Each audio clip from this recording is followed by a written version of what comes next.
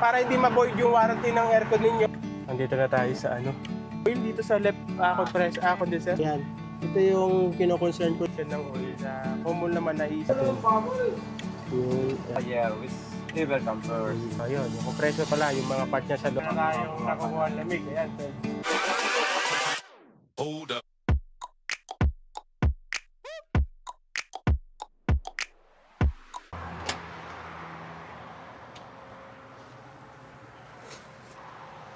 So, yun na nga guys, no? Nakapagpa-load na tayo ng RFID. So, yun nga, papunta tayo ngayon sa Meet Air Cainta, guys. Sa ngayon, wala tayong booking kasi naghabol tayo ng oras. So, medyo maaga kasi yung schedule ko, 8 AM sa Meet Air. Kaya hindi na rin ako nagkuha ng booking kasi wala namang ganong oras kasi walang booking sa walang booking sa area namin. Nag-i-start doon mga 9 to 10. Ganyan, minsan 11 pa. So wala tayong booking ngayon. O nga pala, yung sasakyan ko kasi mag-1 year na siya sa May. Tapos yung aircon nito nagkaroon ng problema na wala yung lamig.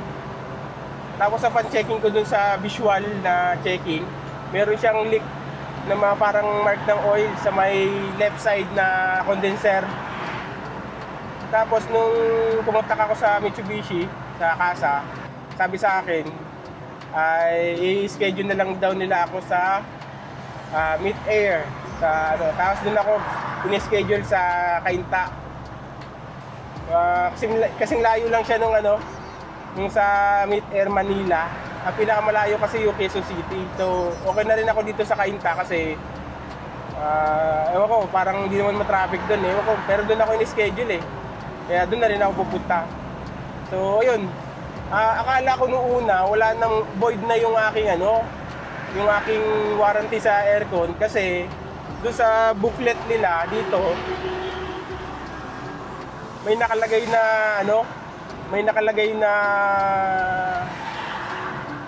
ano ba yun, yung 1,000 kilometers, kailangan may check, pupunta ka doon or parang maintenance ka, check lang nila kung may leak or ganyan-ganyan.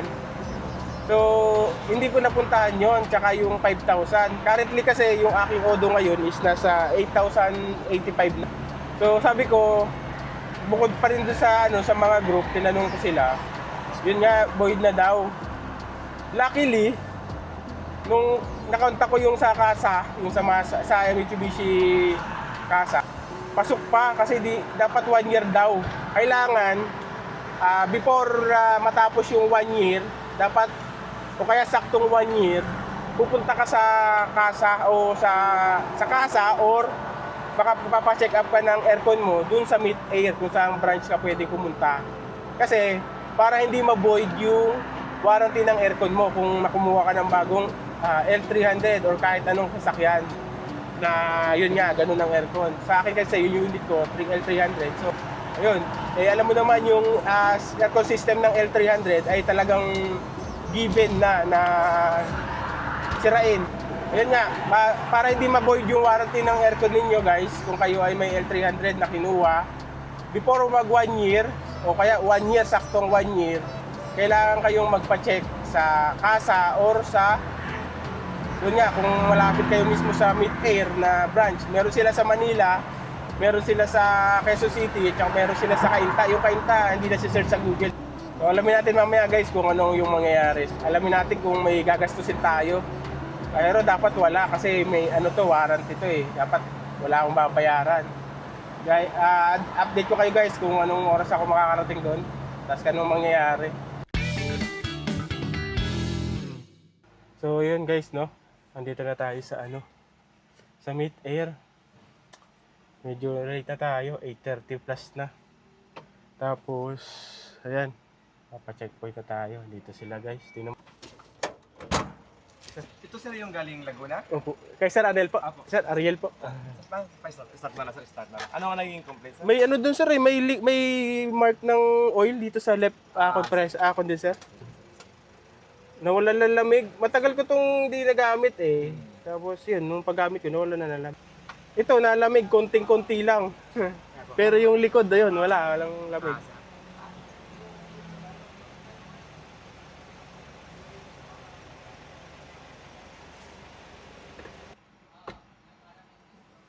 Wala siyang itim dun sa may connector eh. Butas kaya yan? Sige sir, kung butas naman ito, papagta ko naman ito sa'yo. Sige. Hindi ko alam kung bawal dito mag-video. Pero tingin ko bawal kasi private ito eh. Saan may nakita? Sa? Ang ano ng dealer? Ito sir, ito? Nakita niyo. Ano pala? Yan o. Ano? Ito. Kanto. Nakita ko yan nung humiga ako eh. Yan, sa may ano. Yan, dyan.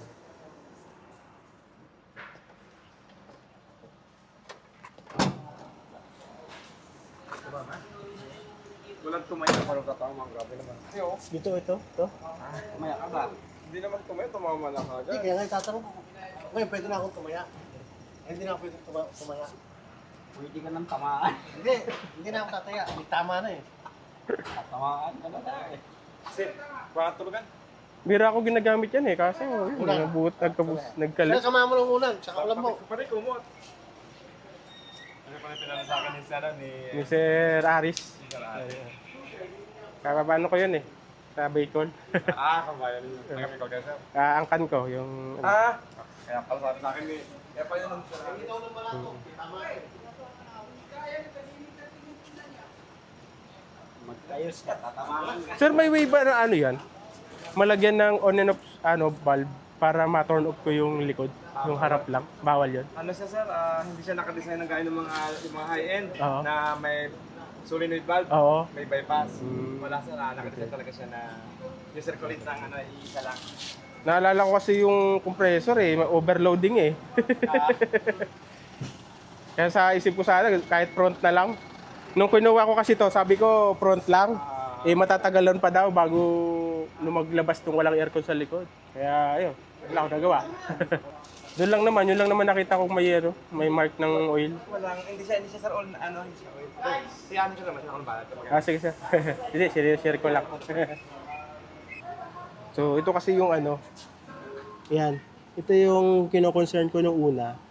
Ayan, kung makikita ninyo, may oil siya, may bahid siya ng oil. Common naman na iisipin natin is may ano siya, may leak. Kasi may leak, lalabas yung oil ng ng aircon eh. May oil kasi yan guys. Tapos yun, yung chinek niya nga, nung ginano niya ng daliri niya, ang checking daw nun, pag nalalaglag yung dumi sa daliri mo, is possible na ano lang yon, nagkaroon lang ng, kumbaga dumikit lang yung dumi, maitim, ganyan. Pag oil daw yun ng aircon, pag pinahid mo yun, kahit ganunin mo yung daliri mo, hindi matatanggal yung dumi. Ganun. Tinatanggal natin yung aircon natin. Yung pressure natin still 150. Tapos bumababa na yung ano. Kaya kayo guys, kung kayo ay may L300, para ma-maximize nyo yung yung lifespan ng aircon ninyo, once na nagpapakarwash kayo, kung gumagamit kayo ng pressurized washer, bugahan nyo yung condenser. Kung medyo techy naman kayo, pwede nyo itanggalin yung pan, tanggalin nyo, tapos bugahan nyo ng pressure washer yung condenser para maganda yung magiging flow ng hangin pag umandar yung pan natin. Mostly kasi yun yung nagiging problema pag sa high pressure. So, dun sa mga walang idea kung ano yung high pressure sa part ng aircon natin, ito yung pag sobrang umiinit yung isang side, yung high pressure. Tapos, sa sobrang high pressure niya, tumataas yung kanyang, yung pressure niya. Yung mga part na hindi kaya i-hold yung pressure na yun yung nagkakaroon ng leak. O doon nabubutas or doon na lumalabas yung oil. So pag nangyari na yun guys, dire-diretso na yun, lalabas na yung period. So yun, alagaan nyo yung alagaan nyo yung condenser ninyo. Tapos lagi nyong lilinisan yung part na yun.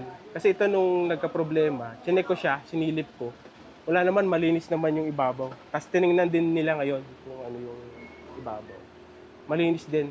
Kasi bira ako naman talaga magamit yung aircon. Kasi yun nga, ayoko nga masira.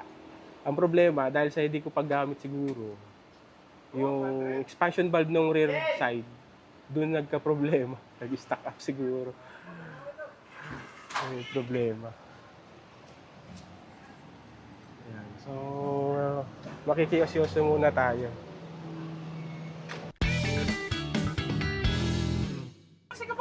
So, ito guys, yung ano. Magkaibang lugar. One- So, ito guys, yung ating expansion valve. Ayaw maniwala eh. Ito yung nagka-problema. Ito din yung kutob ko eh, kasi lumalamig naman yung harap ko. Estimated man pa Yung nangyari. Oh! Yun nga, okay din yung system ko, yung compressor ko, yung condenser ko, fan ko. Ay, gumagana siya, nag-ano siya. Ang problema, hindi lumulusot dito yung preon. Compressor? Siguro nagka-problema yung stack up, yung ano. Wala pa. Yun yung problema. Estimated? Ito na rin yung kutob kong may sira eh. Bukod dun sa yung may leak na nakita. Laman? So, hindi naman pala yung leak. Wala pa na. Ha? So, may natutunan tayo guys. Hindi basta-basta may itim yung side na yon is may leak na agad yung oil. Kasi naano ko din yung dati dun sa Honda Jazz ko, dun sa condenser ko. Sobrang itim nung dumi. Yun talaga, pag ginanon mo ng daliri, yun, oil talaga yun. Yung dito sa condenser ko, hindi siya ganon. Wala siya masyadong halong oil. Ba't ba sinama mo pa yan? Kumbaga parang siguro nung ano lang, may tumalsik lang na oil nung nag-change oil ako. Sinusubukan lang. Na ano ng ano. Yun yung nangyari. Ito yung expansion valve dito sir. Kapalitan natin. Hindi, nagkakaroon ako dati niyan eh. Pag-uwanan. Oo. Sir, yung sa paggamit na sinasabi mo, ano yung proper way? Kasi yung in-explain mo sa akin, Unang-una nga sabi ko sa inyo, number one, dapat lang yung malinis ang condenser.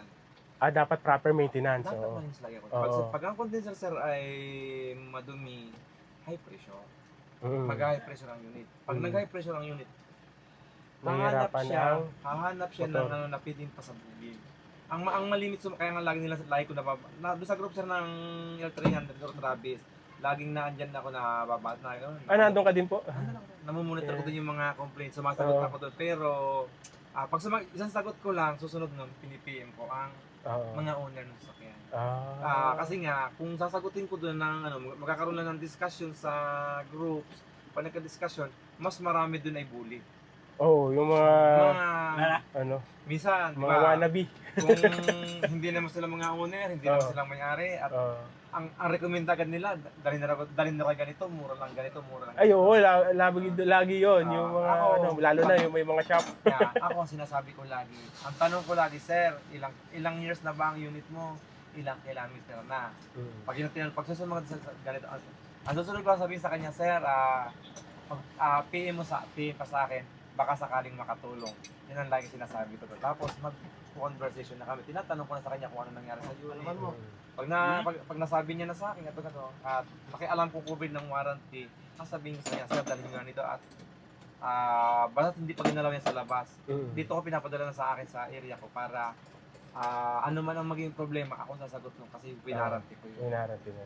Yun ang inaano ko. Dagdag ko lang din sir yung isa sa epekto ng high pressure, nahihirapan yung pump ng compressor. Mahihirapan siya mag-pump, number di ba? sir. Isa di ba? Tataas. Ang problema nun, doon nakaapektuhan yung magnetic niya tsaka mga Hindi, bearing. Hindi naman yung sa kabayan. Pag high pressure, anong unang nahihirapan ko? Hirap ang compressor, di ba? Pressure. Hirap yung mag-pump ano pa ba? kasi Ano pa ibang may apektado? Pagka nagka-pressure, di ba madaling may ox na ako mabigay. Alin? Yung ox, mahali yung ox. Bibigay yung mga hose, yung mga- Discharge ang number. Yun, isa rin yun eh. Kung halimbawa, nahihirapan siya mag-pump, pipirsahin niya yun yung magnetic niya, di ba? Ang hindi ang magnetic. Ang magnetic naman, coil lang naman yun. sir. Coil lang ba yun? Coil lang yun. Yung sa bomba, yung mga component ng compressor kasi. Yun, yung compressor pala, yung mga part niya sa loob. Shafting, mga flapper. Mga internal niya, Yan yung ang shafting. piling bumigat. So, hindi pala nun maapektuhan yung Wala ka magnetic ano niya. Pero naapektuhan yun pag, halimbawa, high RPM ka, Okay. tapos bigla mong binuksan yung aircon. Walang sir, wala. Doon, isa yung nagiging Ah. problema. Yan, salamat kay Sir Arnel kasi may mga sinishare siya na may sinishare siyang idea kung paano gagamitin yung aircon natin. Sige, sige. So mamaya mas gagawa ako ng video, mas may papaliwanag ko sa inyo ng mas maayos yung gusto niya Pangalan sabihin. mo pa sa'yo, para lista. Tapos according din sa kay Sir Arnel, kung under warranty pa naman yung kanyang sasakyan, huwag niyong ipagawa sa ilabas. Dalhin niyo dito kung under warranty Meron naman siya. kami service center sa Tomas Morato, Mhm. sa Pedro Hill, Paco, Manila. Yan. Dito sa Valley Gold. Bali gold yan. Kung nasa bandang Cavite naman, pwede naman dalhin sa Jabes. Meron din pala Cavite. Mas malapit sa akin. Ano lang sa ang Jabes kasi sir, kaya nga lang pag pumasok ka sa kasa, parang may binabayaran natin na parang participation. Yung pagpasok mo, nasa 1 pa sa atin yung ganito pumasok. Ayun. Bukod ron, 1 to 2 days, 2 to 3 days po niya bago ma-release. Dito, pag nilalapit sa akin, on the spot, ganyan sir. Ayun guys, nandito ako sa Mid Air Cainta. Kaya kahit malayo ako, nasa Cainta, sa Kabuyaw ako, dito na ako pumunta. Pwedeng siya, on the spot magagawa. Ayun guys, so narinig niyo naman yung mga dapat, mga do's and don'ts. Langis. Langis yan. Iksi naman ito mga po.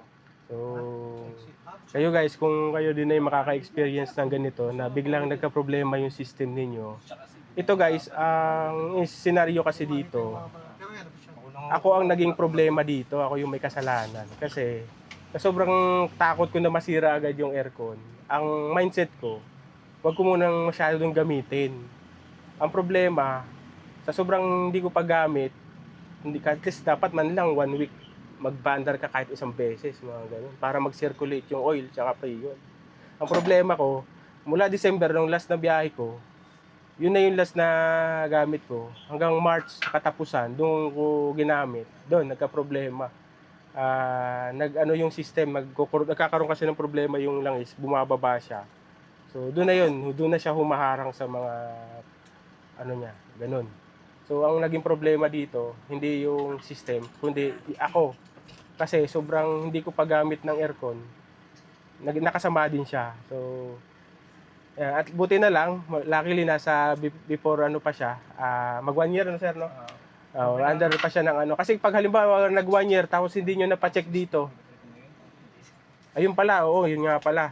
Pag kayo ay under warranty ang aircon ninyo, meron kasi sa booklet na before mag 1 year siya, kailangan madala nyo dito, may problema o wala, i-check nila yan. Tapos, para magkaroon din ng record na pina-check nyo nung time na yun. Kasi kung hindi nyo nadala yan before mag 1 year, maaaring ma-void yung warranty ninyo. So, yun nga yung sinasabi ni Sir Arnel kanina. Dapat, mapapacheck natin sa kanila since na under warranty yung ating aircon.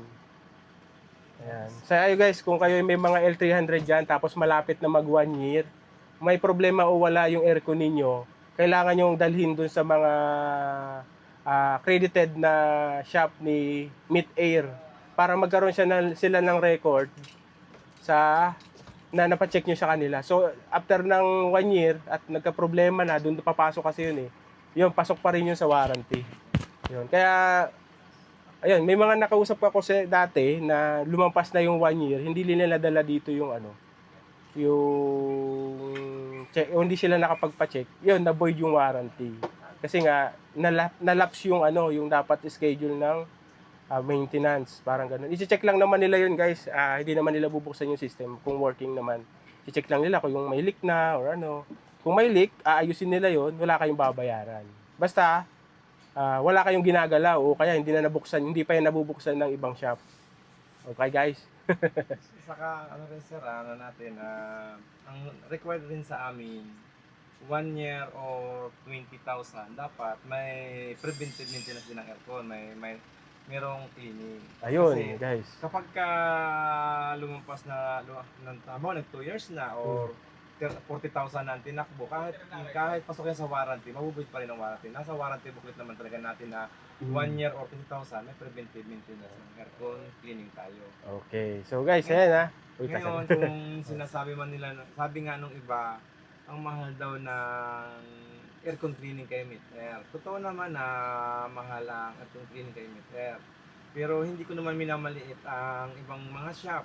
Sa ibang mga shop, mura nga lang. Mayroong 3,500, may 4,000. Mayroong 4,500 hanggang 5,000 versus doon sa amin. Sa amin naman kasi bala general service. Ang general service namin is 9,500. Nagbibigay naman kami ng list 20. Lumalabas natin halos yan ng nasa 7,000. 7,000. Pero kami sir, pag kami ay nag-cleaning, una, isang buong nitrogen inuubos talaga namin. Flashing talaga namin ang buong system. Papadaanan niya namin ng chemical. Nagwa 1 for 1B kami. As in, malinis talaga ang system. Hindi tulad sa mga shop, ang isang nitrogen, sa 4 na unit, isang nitrogen ang ginagamit. Kami, isang unit, isang nitrogen kami. Tapos yung pag-cleaning namin ng evaporator, talagang gumagamit kami ng chemical. Sa suma total, ang gastos, yung ginagastos namin chemical, versus doon sa mga shop na hindi naman ganong okay naman gumawa, pero yung dumi, halos naiiwan pa rin. Isa sa ano namin yan. So 1 year or 20K odo. Nasa ano naman yan sir? Nasa warranty mo kita. Kadalhin dito, tapos general cleaning yun guys. Tapos after nun, yung pala, may babayaran sila nun sir. No? Pagka-cleaning na. Pag-cleaning, Bayad na. yun yung maintenance. Pero hanggat wala pa yung 1 year at walang 20,000, kung ano man naging problema niyan, lahat yan sir warranty. So after nito sir, mapagawa ko to. So may pa itong magwa 1 year kailangan ko uling dalhin dito. Mas maganda sir, mas maganda sir, ipa-minor cleaning mo lang yan. Dito minor cleaning. Kasi ang minor cleaning namin sir 5,000. Ang general cleaning namin ay 9,500. 9.5. Sa minor cleaning binababa na namin yung evaporator niya. Flashing na rin namin yan. So yun guys, narinig nyo sabi ni Sir Arnel. 1 year kailangan talaga nadalhin sa system, dito para ma-general cleaning. Pwedeng minor or pwedeng general cleaning. Yung minor, 5,000. Pero nagdi-discount pa sila, nagbibigay pa sila ng discount. Tapos 9,500 naman yung general. Talagang lahat yun, lilinisin nila, gagamitan nila yung panglinis na, sir, ang tawag doon? Naka-flashing talaga. Yung pang-flashing na liquid. Tapos gagamitan ng nitrogen. Tapos backlash talaga. Malinis na ang flashing namin. Ano ang tawag dun sir? Parang tubig na yon yung nasa bottle? Yung 1 for 1B. Yun, 1 for 1B. Saka coil cleaner ang ipalinis mo ng mga evaporator condenser, coil cleaner naman. Yung cleaner. Yun. Gagamitan ng ganun. Yung literal na maintenance talaga yung ganyan. So, after nun guys, kung sakaling kasunod nun medyo nagka-problema uli, wala pa rin kayong babayaran nun sa warranty. Basta napalinis nyo bago mag 1 year. Ano yan? Automatic warranty yan. Automatic yun. Masira po. Kahit yung compressor is 90,000 ang tinakbo.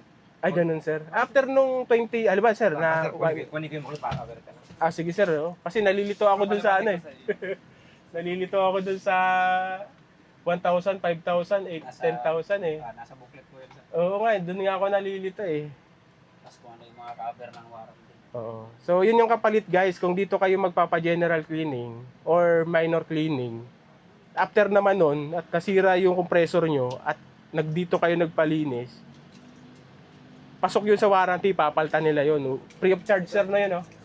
Bakit wala pang umanya? Ito sa sinasabi naman. Unit concern must avail the mandatory maintenance cleaning every 20,000 to 25,000 or once a year, which ever compares. Tapos ito naman sa ang cover ng bahat nagpa-cleaning ka, ang cover ng compressor 3 years or 100,000. Alin sa dalawang mauna. Yung mga evaporator, yan, front, rear, mga motor, expansion valve, yan, condenser, motor, yan, mga piping hoses. Yan yung 2 years or 50. Ang kino-cover na ng 1 year and 20,000, yan, kung nagkaroon ng leak, yan, warranty ang refrigerant, yung mga relay, switch, lahat ng switch, yan, yung mga belt, fuse, idler, compressor oil, 1 year or 20,000 ang cover ng warranty niya. So, ano ba sir, every year dinadala ko, ang magagastos ko 9,500 kasi general. Ang maganda lang sir, pagdating mo ng 1 year, kung kahit lumampas ka sa 1 year, basta huwag mong papalampasin lang ng 20,000. mga 1 year in 2 months. 1 year, 2 Tapos, months. huwag na lalagpas ng itataas ng kilometer hanggang 20,000. Dali mo natin ipa-minor cleaning mo lang 5,000 lang bayad yun sa 5,000. para kahit kung kailan mo ulit may balik, ang sa iyo naman yun. Para at least cover ng warranty mo yung compressor mo na 3 years. Ano ba, ito, compressor, nasira nung bago mag 2 years, papalitan din na yan, sir. no? Papalitan ko na yun. Papalitan ko na yun. Warranty naman yan, sir. Cover pa rin ng Since 2 years, sir, yung mga, halimbawa 2 years na, warranty. magkano magagastos sila dito? Ganun din, general na yun. General service na yun, sir. Oh, 9.5. Yun na yung 9.5. Pwede na. Nagbibigay naman kami ng yung 9.5 naman sa pag nilis 20. Oh, may less 20 pa yun, boss, mga sir, kasi lumalar na sa 7 plus lang. lalabas lang siya ng 7,000. So, next month, sir, pag ano ako, yung 5K ko, may bawas pa yan. Okay, nabigyan ng list din, sir. Walang problema. Oh, may less daw yun, boss, yung 5K pag minor, ano. Pwede, ano lang din, 4.5. 4.5, mga 4.5 lang yun, less 10%. Yan. So, yun. Kaysa naman bumili ka ng bagong compressor, yun. Mahal yata yung bagong compressor, sir, no? Nasa 21, sir. Oh, 21K pala isang compressor. Ang mahalaga lang, sir, yung proper na lang. Yung tamang maintenance. So, kung meron kang 5K o 4.5, pa-check mo siya at nasira siya before mag 2 years, okay, basta later on, nasira siya, papalitan nila ng bago yan. Hindi yan, walang charge yun, sir, no? Walang recon. Cover ng warranty. Oh, basta cover ng warranty. Wala yung charge. Kagaya nito, wala akong babayaran daw, sabi ni Sir Arnel. Wala naman talaga, wala, sir. Yung pala eh. So, dapat, May, June, o kaya May, June, July, dapat papunta ako dito. Minor lang, sir, no? May na-cleaning lang. Minor cleaning. Bakit hindi lumampas sa 20,000, may na-cleaning lang ang ano namin. Ang ini-cleaning.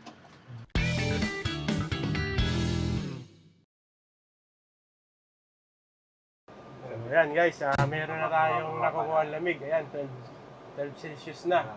10. Yan ang lamig. Ang lamig na yan, guys. Ayun. So, ang naging problema is yung Valve. expansion valve. Ayan. Ang lamig. Walang nga naman kasi diesel eh. Pag pindutin mo yung aircon mo, punta na, 170 yung nakikita mong presyo eh. Grabe talaga, sir. Di ba? Ito-turn on mo yung aircon mo, punta yan, nagiging 170 yung kaya bumabalik eh, gumagano.